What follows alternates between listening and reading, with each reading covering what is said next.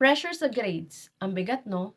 Pero teka lang, hindi ka numero sa report card.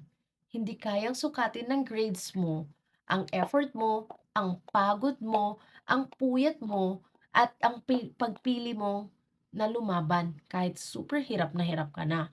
Oo, importante ang grades, pero hindi sila ang kabuuan mo. Kasi sa totoong buhay, hindi lang talino ang labanan. Hindi lang puro grades. Kasi ang totoong buhay ay nakadepende sa disiplina, tiyaga, tapang, at kakayahan mong bumangon sa anumang laban. Tandaan mo, hindi ka dapat ma-pressure na maging perfect. Dapat huminga ka, chill lang, chillax kumbaga.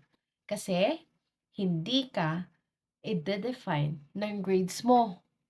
Maraming honor student diyan na hindi naging successful at marami ring hindi honor students diyan na super successful na. So kung ako sa'yo, just balance your life and pray always because God is good all the time. All the time. God is good. Bye.